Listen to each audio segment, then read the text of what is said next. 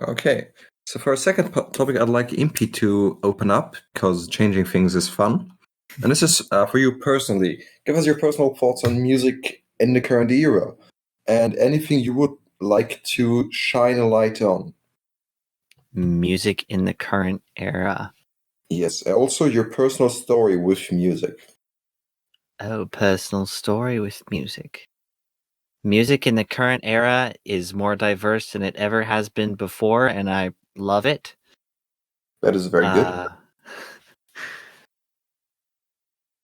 My personal story is I grew up in the church singing hymns and Christian contemporary every week.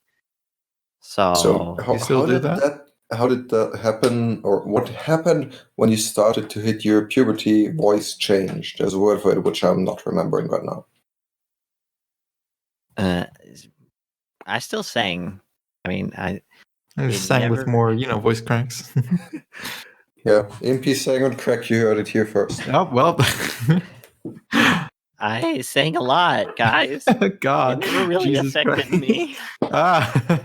I've Make been the it same. stop, please. Do you still sing? Who, me? Yeah. Yeah. Why would I not Very sing? good.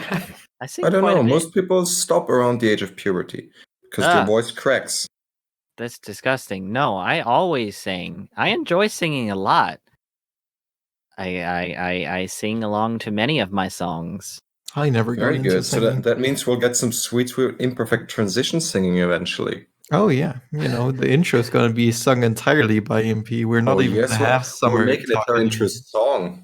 Yeah, exactly. So cool. Drawn to us. When we talk about useless stuff. I would not want it to be that slow. It kind of puts people in a mindset of being bored, which I don't want to with this podcast. Drawn to us. Yeah, I like that. See, there you go. I do enjoy that. But yeah, so you have always been doing church music. What I presume you've always been faithful as well, and have not randomly started caring about the church to a greater extent than before. So your upbringing was presumably Christian. My upbringing was Christian. I've been going to church since I was 0 years old. Oh goodness! I've been listening to music. So what's my question, of course, going back to music, is what's your relationship to music in regards to this? Did you initially consider it more a thing dependent on your faith, on the church, or was it ever something recreational that's absolutely detached from your beliefs? So could you listen to music which has a really nice beat, but words which you disagree with, for example? It's kind of. I think one of the questions you asked before was, I presumed I never got more involved with the church or less involved with the church. It's kind of connected with that. See, when I was younger, I was... when I was just a wee child. When I was a wee little lad, I listened to whatever garbage was out there. I have distinct memories of having a little flip phone. And I also an have alarm. Memories. Good. I'm glad. So I had a flip phone and I had a radio. The radio alarm clock, it was a really cool red and blue thing. Yeah, whatever. The radio would wake me up every morning playing 99.5, which was the popular music, the pop music of the day. And what I would do is whenever I heard a nice song, I would record it on that little flip phone. And I would just go out and listen to it, in the woods while I was walking around. Whenever I wanted to hear something. But it was trashy pop music. So, I mean, it was Do fun. not trash all pop music. If people enjoy it, that's all right. Hey, I said it was trashy pop music. Yeah, I didn't say it was good pop music. I was only listening to the trashy pop music. So I think that was kind of my rebellious phase. I listened to rebellious phase, listening to bad music. Oh, God.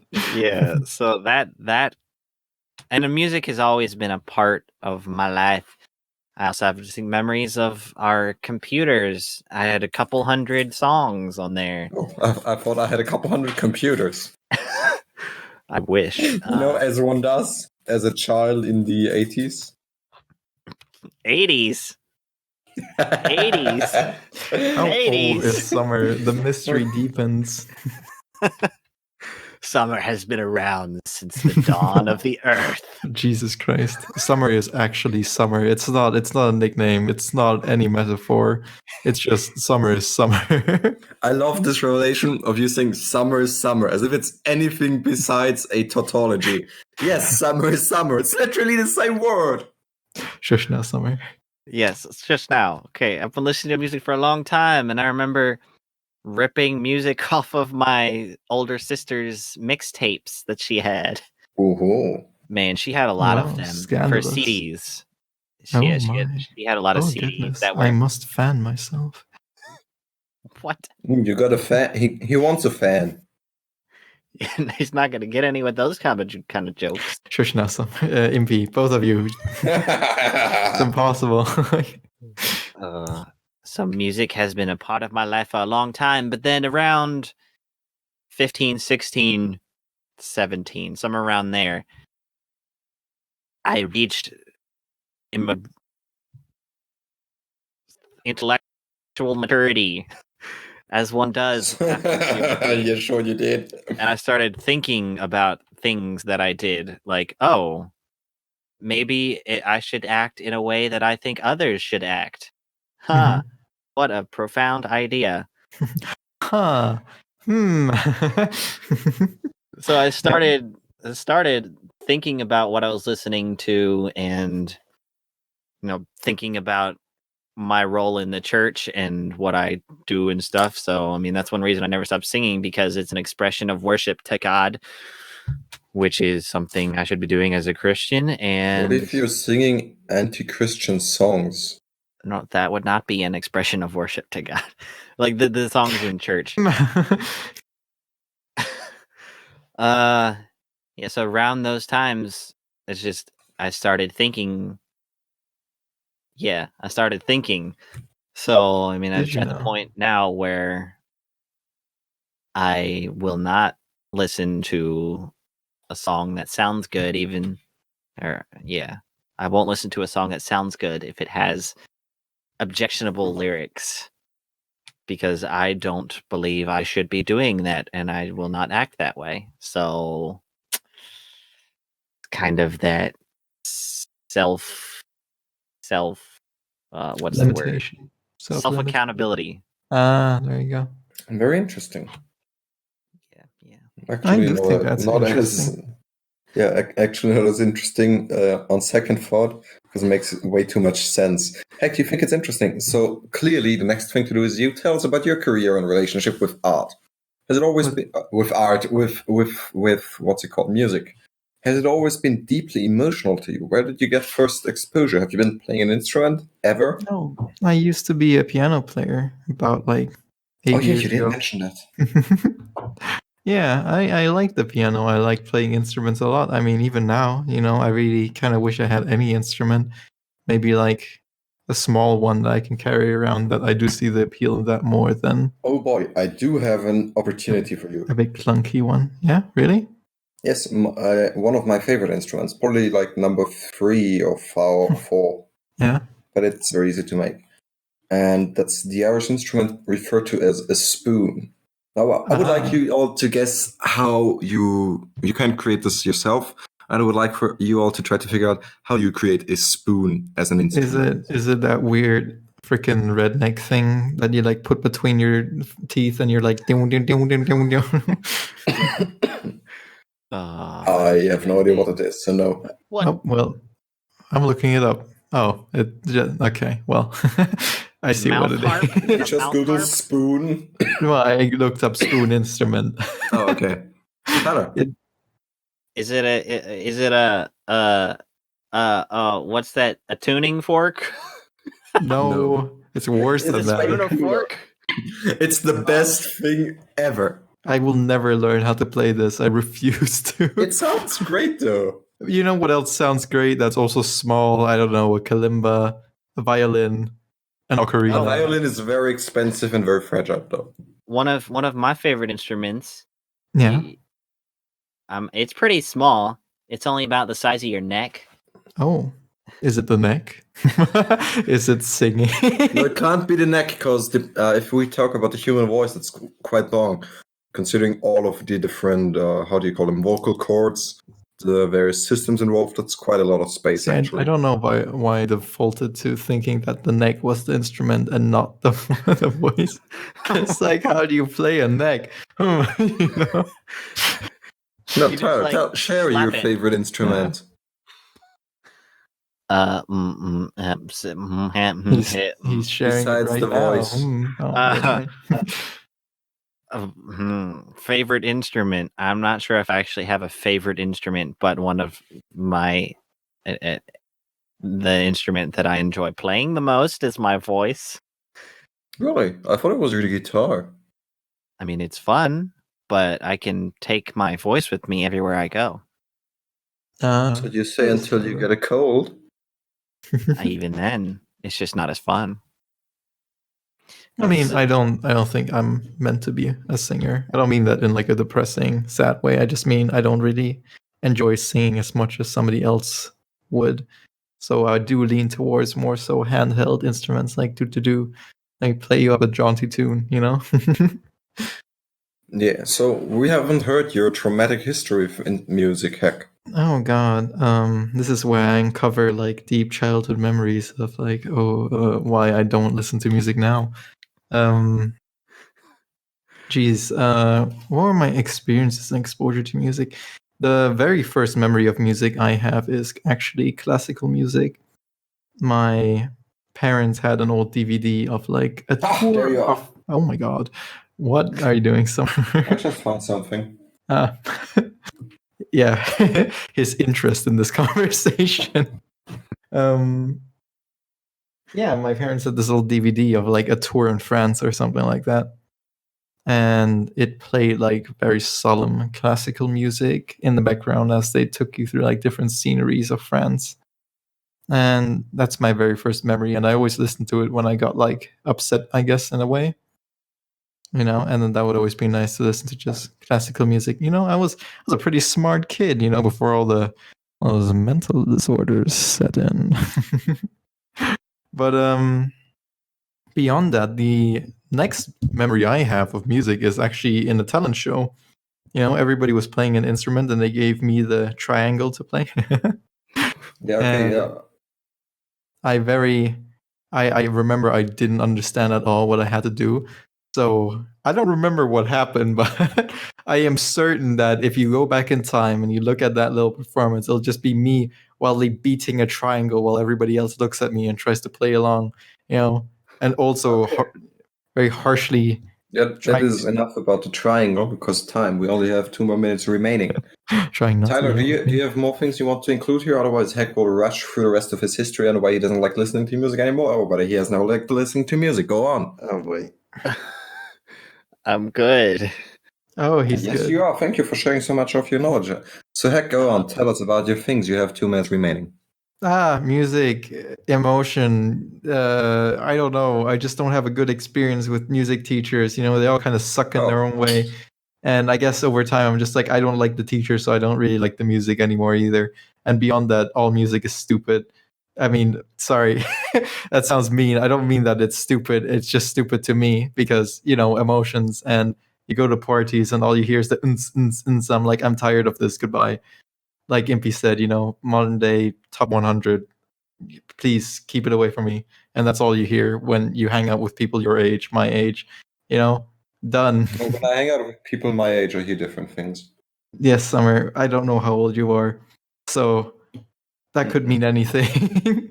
Yes.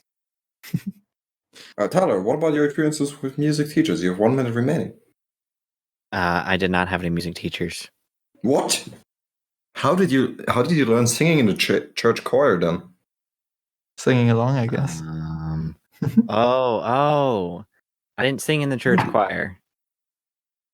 Oh, it's congregational singing. What's that? Oh, is that when they start singing and everyone sings along? Yeah. Well, Okay. so at my current church and with the church I used to, so there's a band up on stage with 2 guitars, 1 bass, drums, and piano, and Ooh, a piano. vocalist. Ugh. That's the bigger lineup. It varies with how busy the people are and stuff because you're not paid. But I mean, so there's typically a band up front, and the rest of the congregation, all the people who are sitting in the chairs, they all sing along to the songs with the words up on the screen, you know. So that's pretty much what I did. Okay. I believe I was in a children's choir, but it was something that was just along with our Sunday school. It's like, hey, you all should go. This your class is gonna sing a song next week, and we were like, oh, okay, sure. Yeah, some music teachers. I didn't have any formal teaching, but it's quite fun to figure out stuff. It is. Okay. Figuring out stuff. Let's figure out how Heck got into comics and what he likes about them. Oh boy. Here we go. My art journey. This is the big guns now. So I mean, how do you mean that with yeah, I mean Chekhov's gun, I suppose it is that kind of a situation, right? I was introduced to comics, at a very young age. I mean, you were? Oh yeah, sure. Yeah, I mean, my friends had comics. There were a lot of comic books even in school and even on the internet. You had so many webcomic artists, and I'd always look at them. When did you start going on the internet for comics? Oh, I mean, you don't go on the internet for comics. They kind of intrude on your life, and you're like, what are you doing here? And then, they wiggle themselves into your heart, and then, it spreads throughout your whole body like a horrifying blood disease. But that's besides the point.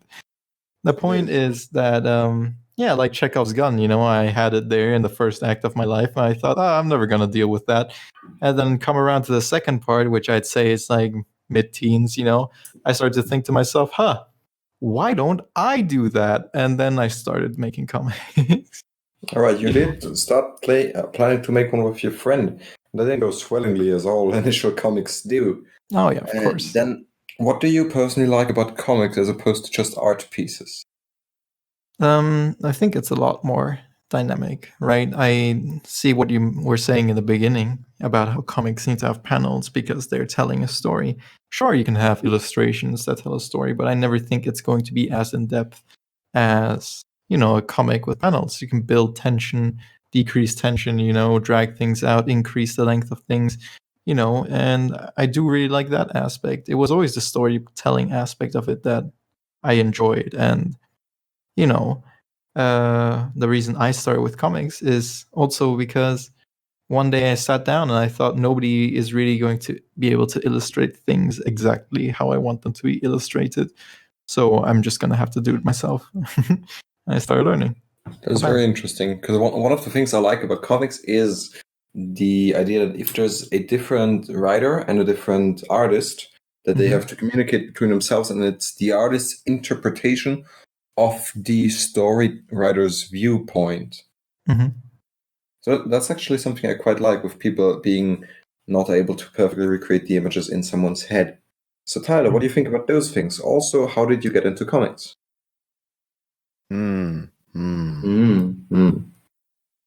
I agree with Heck. And who doesn't? Me? On principle? Shush now, Summer. I've also wanted to be a writer since I was little, and I have quite a few comic ideas. Since you were a wee little boy. How long are they? Since I was a wee little boy, I've wanted to make some comics. Ah, yes. How long have you been planning on those? Which ideas did you have, and how long do they take in a comic sense? Is it more so an arc in the length of one Naruto arc, or is it much rather the entire Naruto comic which you would like to write? Do we have the time for that today? For goodness sakes, both of you. We have some of the time for your comic ideas, but no, this is much rather something out of personal curiosity. I will note it down for later. Yeah, talk about it after, because now that I'm remembering them, I really want to talk about them. Okay, but and the comics part, we went to the library a lot. The library was pretty much the only place I went because I was homeschooled, aside from church. So it was library and church. Those were the only places where we went. Mhm. And the library had a section with manga. Boom. There we go. Weeb I remember- created. Yeah, I remember there. Happened so quickly. There. When I was younger, I went to the kids section, and they did have a lot of comics up there. And oh man, there were some good comics and stuff. And then I went down to the adult section where they had all the manga. And it was The like, adult "Oh, section. more Oh, comics." Hey, mind out of the gutter. So it had a lot more. I mean, there's a different reading. Like, oh, you read from the other side now? Whoa, how crazy! And I read a lot. I read Naruto, Bleach, One Piece. all the classics, yes. That just All gave the me a classics. flashback to my first manga. Oh, that's another discussion. was it? What's everybody's first Oh, manga? we're gonna do that another time. boy. Okay. Yep. Sure. No, we're gonna do it. What? Yeah. Just one sentence about everyone's first manga. Because you all are weeps. Oh, screw you, Summer. No thanks. Let's see. I don't actually remember what my first one was, so I'm gonna give it a second. Somebody else go first. Tyler. Ooh. Well, I remember my first anime was Dragon Ball. I am torn between. I think it might have been Naruto, or like Black Cat or something like that. Ooh. What about Well, you, for me, Sam? It was Dragon Ball, and I have in fact to date never ever read nor do I plan to read Dragon Ball. I was thoroughly confused because it was also in my library, and I wasn't used to reading from left to right. So I tried to read it from. I tried to read it from left to right, and the entire story just made no sense because I read backwards in time, but I also jumped forwards in time because I still read from top to bottom. So it was a very confusing story layout. And then I just skipped ahead to see whether there was any part that made sense. Eventually, I arrived at the end and said, "Oh, never mind, I'll have to read backwards." And it was still tough because I wasn't used to doing it. So while trying to read this manga backwards, at times I just start reading it from left to right again, and then hold on, what? Don't worry. I mean, I still do So- that. Sometimes I read it and I'm like, what the hell is going on here? Yeah, I mean, if I had to pin down the first one I ever saw, I guess it was my friend's original Dragon Ball manga collection. But the first one I read, of my own like interest to look it up was One Piece, I suppose. Because I remember watching it and it ended, and I was like, "This is. I'm not gonna wait till the next week to find out what's going on." And then I just went and read the rest. Oh yeah, One Piece is still going on. Oh yeah, please! It's gonna go on for like another 10 years. Mark my words. I think. No, he said he was like 70% through. Yeah, but you know him. Did he say that like 2 years ago? Hey, so now he's 73% through. Nah. So 2 years or 3%. That's still like 10 years, right? That's a bit more. See, whatever. Okay, well, yeah, he's gonna take forever. Whatever. So we all started with the big three. Yeah, and I don't like. I don't think I like any of the big three at this point. So I don't like, meaning they don't appeal to me anymore. Oh well, Bleach had a nice story arc, and then it plummeted into the depth of never again to be read. Well, One Piece is still going One Piece is still. I still like One Piece. Naruto is done. The ending was extremely rushed and unprepared for. Bleach, the ending was just. Don't talk about the ending of Bleach. I mean, there's a new big three now. I guess right? after reading that ending, you'd want to bleach your eyes. Oh, for goodness sakes. They do want to bring Bleach back on a side note, right? Aren't they going to continue the anime now? Yep. They are continuing the anime. You know what? We should just make this a weeb podcast. Let's continue to talk about comics. Let's give up non-manga ones. Let's give up. Heck, you've chosen a 4-panel interpretation of comics. For the most part, yeah, because it's concise, it's easy to understand, and it's a nice beginner step-in thing. As time progresses, I'm sure Not boring. Huh? It's because you're lazy. Gotcha. It's not because I'm lazy. It's because you can only work on so much at a time. And the first thing I want to do before I go around switching up panels is I want a more consistent art style. And then I can start thinking about switching up the panels, or maybe not even having panels at all, you know? Yeah, mayhaps. Imperfect can surely give you some good inspirations on that. Sure. We are not quite done, but we can Let's talk about some anime some more. No, let's not talk about anime. Let us talk about comic techniques. What are some things that are unique to comics that they can do? We are talking about the panel progression from left to right. Mm-hmm. Right to left. That's interesting. In those comics, Mm-hmm. aren't stories still read from left to right, but then the panels are read from right to left? I don't know, Summer. Well, see, in manga, when you're reading American, it's only because it's been typeset and translated. So the original text is, like with original Japanese, it's up and down. No, down to down, up to down. No. Yeah, it is. Top to bottom, top to bottom. There we go. That's So the word. top to bottom. So it's a pain to typeset if you ever wanted to know. But I mean, and you have experiences working with comics too. Oh yeah, they do hire a lot of redrawing artists, to restore the panels or kind of imagine what's behind the speech bubbles when they have to change it. Yeah. For manga translating websites. Yeah. Yeah, I suppose they do. Did you ever do that, Tech? Oh, did I ever do that? No, I do not have the art skill needed to draw manga. If I did, I wouldn't be on the podcast. I'd be drawing manga. Excuse you. to be perfectly honest. What? Well, thanks for the honesty. Yeah, what was the part before that? The part before that, we must avoid you getting good enough so you leave the podcast. Yes. I mean, it's most of the good artists, like really good artists I know, have all been doing art for like 10 years plus, and I'm on like year 2.5, 3-ish. Oh god, I suck. Let's move on before I spiral. Okay, let's move on to the last part, actually. Mm-hmm. And I would like, Heck would like to move on, so you can do that by talking about comics as a medium, as a form of self-expression of the artist, as opposed to conveying emotions, or as opposed to conveying informations, actually, because otherwise it makes no sense.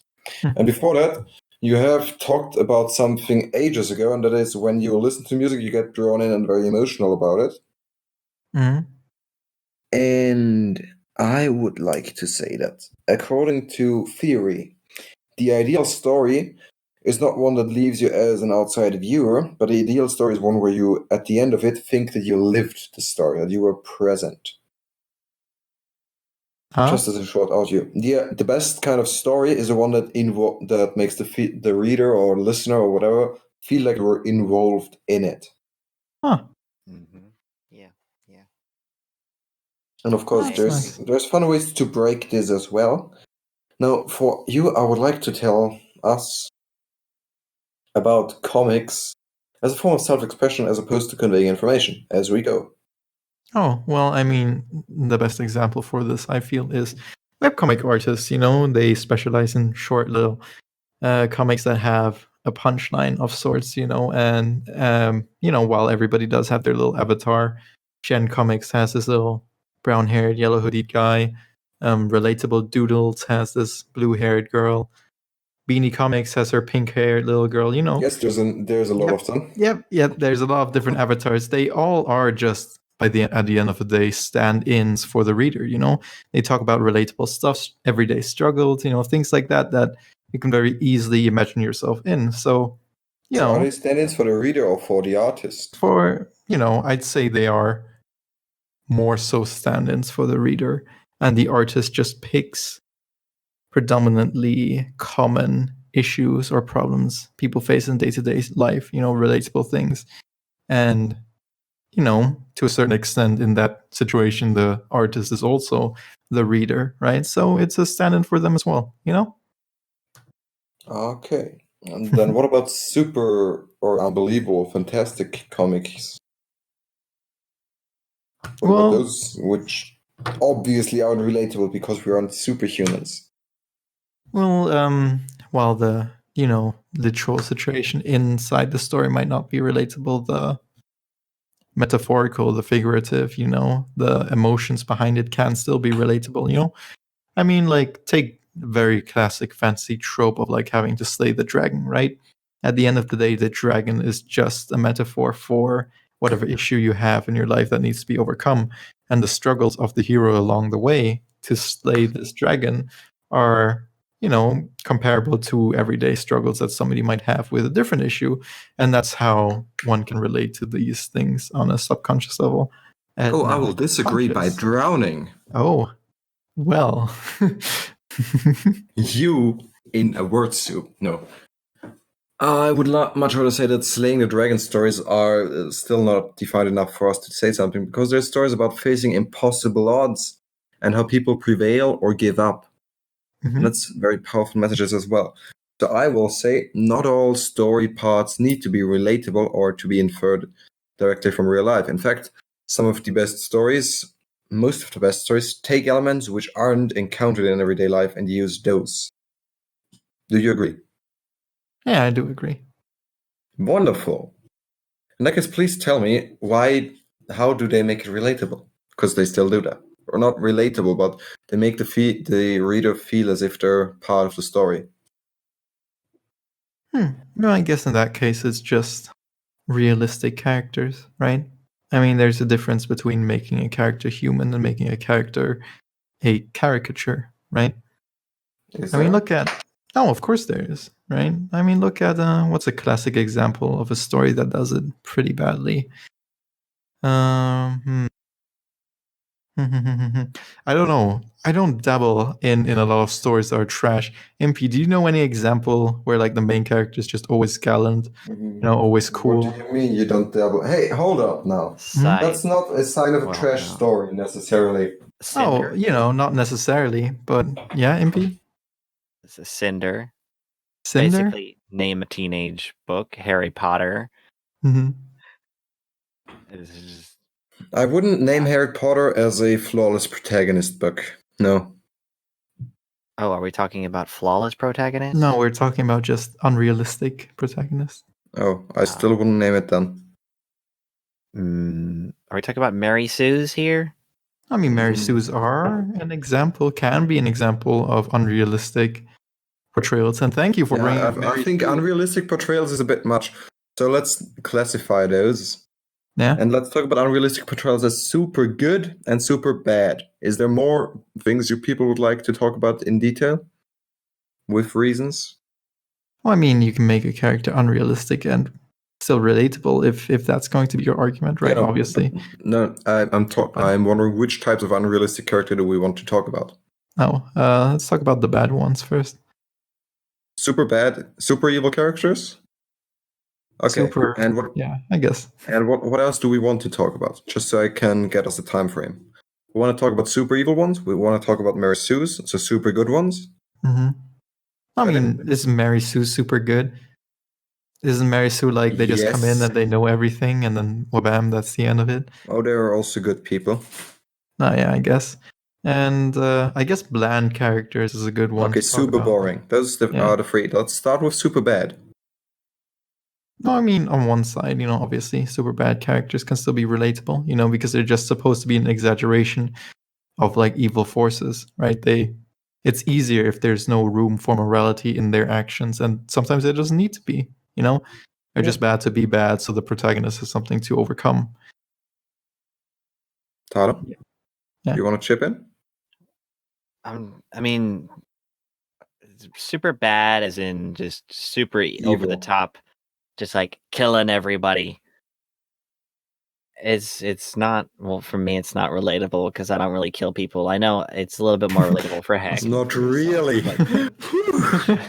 Different stripes for different folks. I mean, the first character that came to mind is Megamind. I don't know. Yeah, if y'all I remember. thought of that movie too, and I thought it was really well done. Both of you, Yeah. Christ. It. What? He's I not. was I thinking guess of we both had a Megamind. mega mind. I was thinking of like Hades from the Hercules movie. Oh, he's not super evil. He's pretty chill, actually. He's a very relatable character. He's like a sleazy car salesman. I really like him. Tyler, Megamind, hit us up. I mean, he is a caricature of a super bad person who learns to be super good. And What a great movie, guys. It's a cool movie. I like it. Yeah, it's a really good movie. Probably not going to be as enjoyable after Tyler spoiled it. God. spoils it. But Everybody dies. There's still things which you didn't spoil.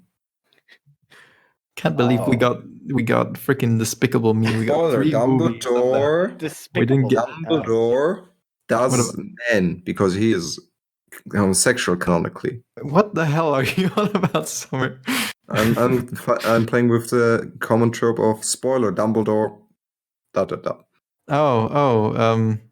All right. If you want to do that, what's Darth Vader is Luke's uncle. There you go. Oh, man. Oh. Gosh, you ruined it for me. All right, let's move on now. Yes. Although I would like to talk about those things at a later point. But let's move on. So we were talking about comics. And also how they can be used as an expression of yourself, as what I meant is an expression of the artist, actually.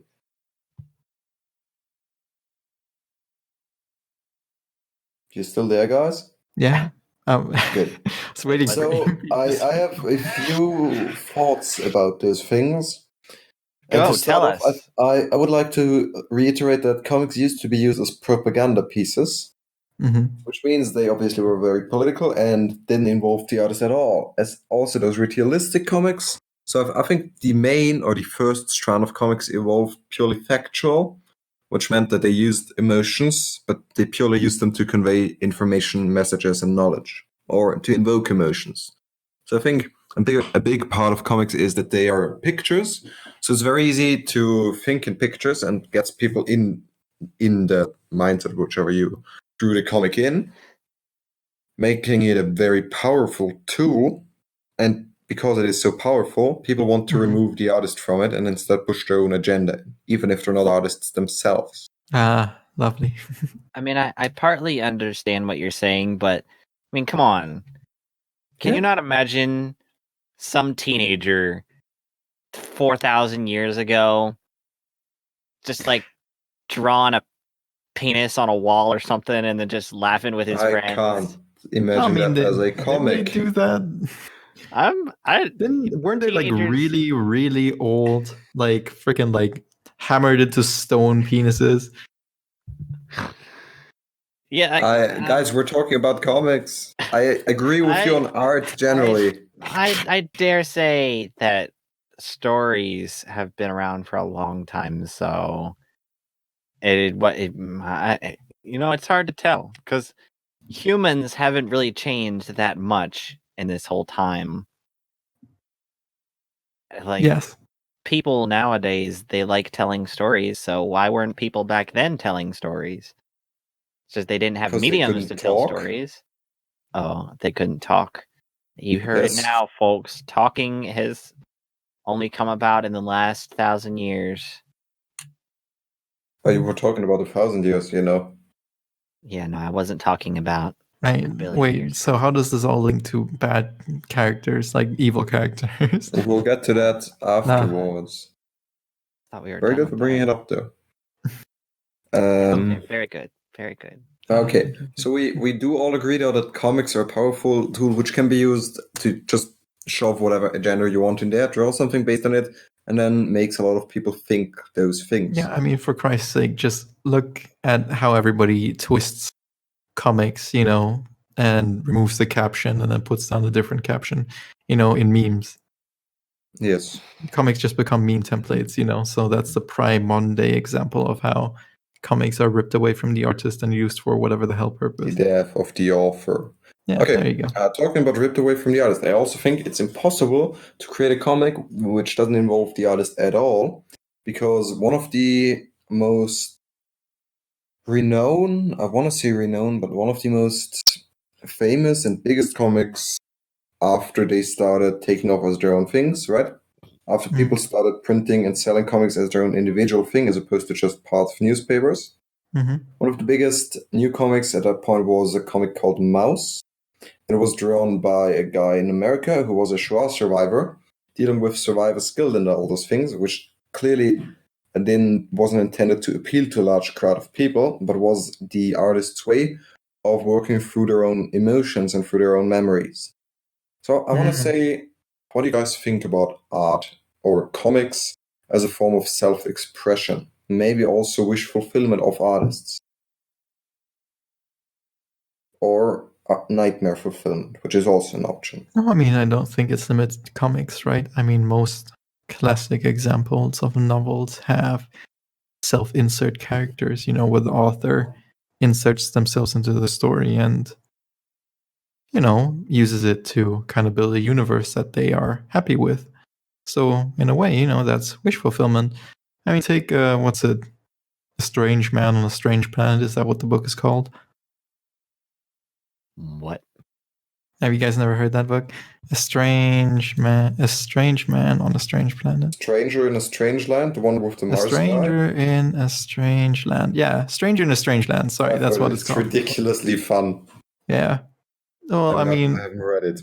That one, it's pretty much about some guy from Mars, whatever, right? That's not the important part. The important part is the author does have a self-insert character in that story, and he perpetuates ideas, that he would like to see in his world, like cannibalism and no gay ever.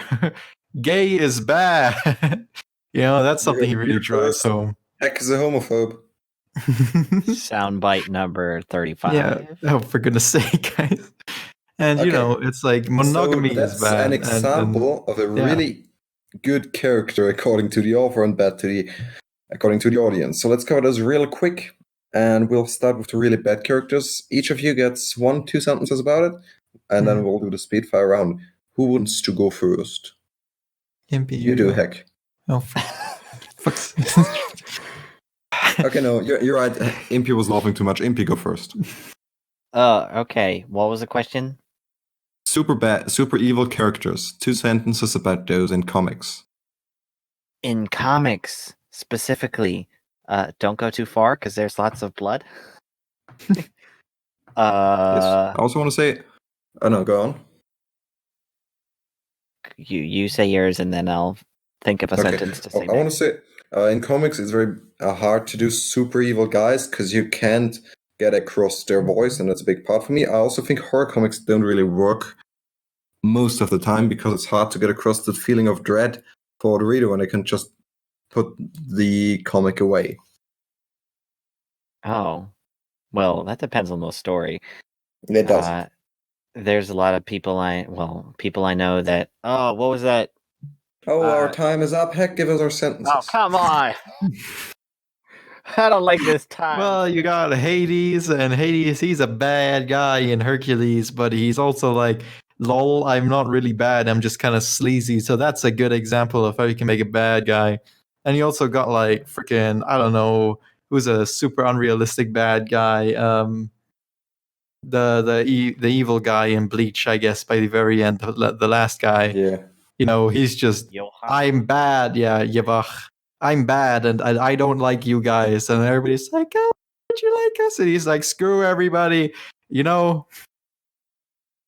you go. Okay, yeah. Now we get to super evil characters. Heck. Oh. Wasn't that just super evil characters just now? Oh, yeah.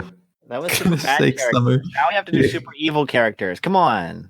I mean, let me just elaborate on Yevach, right? I mean, okay, no, I mean, he's just don't. It's boring. Okay. Super bland, which is our next topic. Bland characters. Yeah, you like them, so hit us up. Course. God, who's the blandest character I know? Harry Potter. No, God, I don't remember these. Actually, Harry Of Potter. course, you know. That's the point. Yeah, that's so annoying. God, I can think of like what I feel like when I see them, but I can't think of them exactly. Overpowered characters. That's a good point to start. Overpowered characters are oftentimes so boring unless you do them right. You know, they just come in and oh my God, here we go. The worst good guy, bad guy character, the most boring one is definitely Ainz from Overlord. Y'all ever seen Overlord? Red Overlord? Yeah, I have. Are we talking about the one with The big he's the skeleton guy. Yeah. Yeah, I Where he's never. a video game. A few episodes is what I've It seen. is about the I most wanna say boring you're story. Weep, heck. The freaking most horrifying, like, it's so boring. He's just overpowered and there's no conflict at all. If you ever want to know how to make a bland character, have a look at that manga, have a look at that anime. You know, any conflict, you know, the point of the conflict is he swoops in and he's badass and he's strong, and then that's it. I swear to God, it's 100% just a self-insert character for the freaking, mangaka. I haven't checked on the manga in a while. And when I say a while, I mean like a month or two, right? But Why? last time, Still reading it? no, I mean, I stopped a month or two ago because I realized, at this point, every time, you open up the story, they're just building conflict against himself. It's like a guy he hired to be evil who's also completely subservient to him so he can play the hero.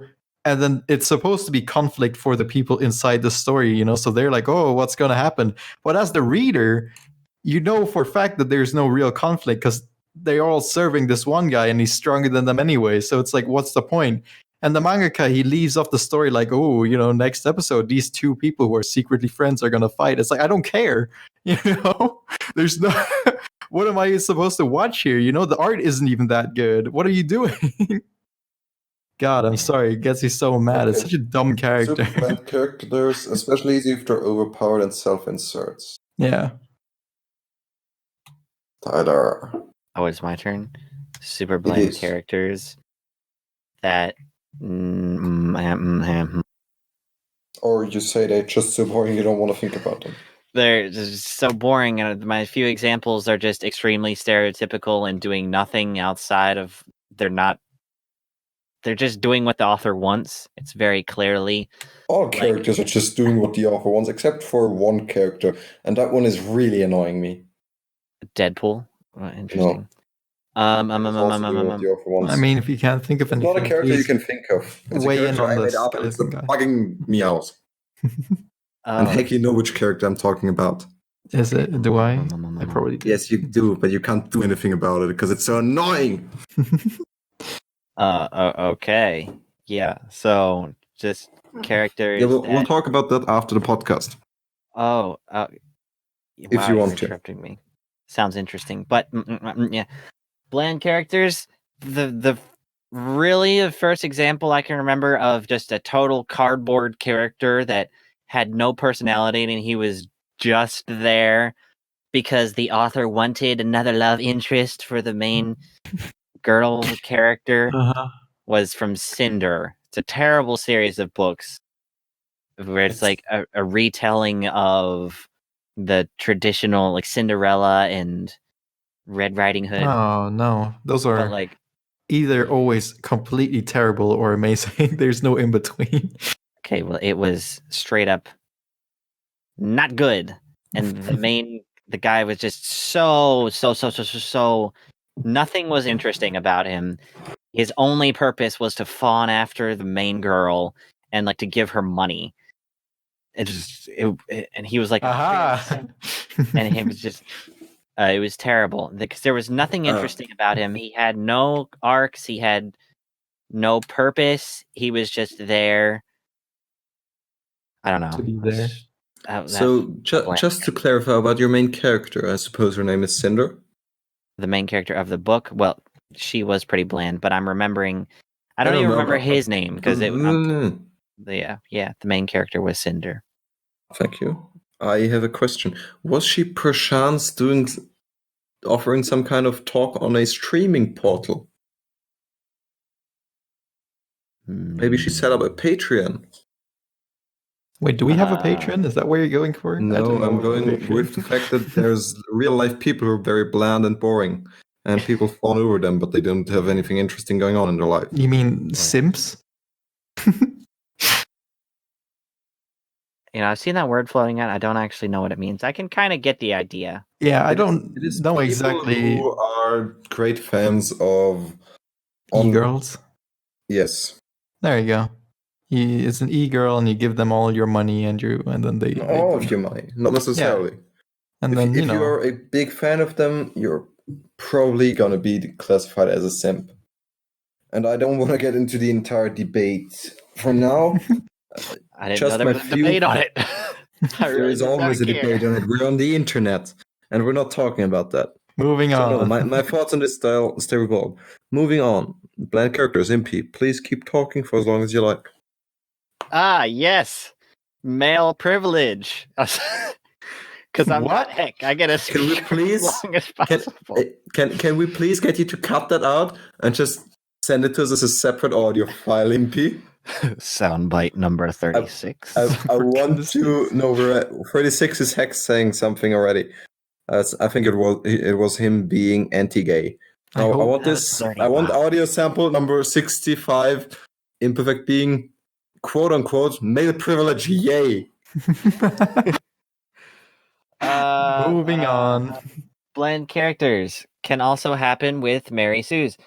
Well, can I do a thing on a character that could have been very bland but is now not? Sure. Sounds very interesting. Please do. Oh, okay, well, how to make a character not bland was the. So I just started listening again to the first book of the Stormlight Archive, The Way of Kings, which is super freaking awesome, and I still love the book as much as I did when I first read it. Oh boy. But one of the main characters, Kaladin, he has the potential to be just super bland because everything he does just kind of works out for him. Not like luck or anything, but Mhm. it's just like, oh, I want to do this thing. I want to try so hard. And then it just ends up working for him. That sounds And then- nice. Uh-huh.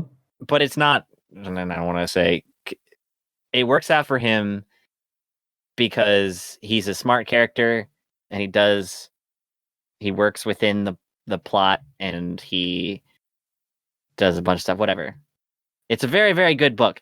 But anyway, so he's like, he has the potential to be a Mary Sue, and that's what I was thinking the second time around. Was like, wow, these things are a lot of things are just working out for him. But part of what makes him not bland is that his internal monologue, he's experiencing a lot of suffering and stuff because it's all about his character arc, and like he regrets a lot of things he did, so he's working extremely hard to make all these things work.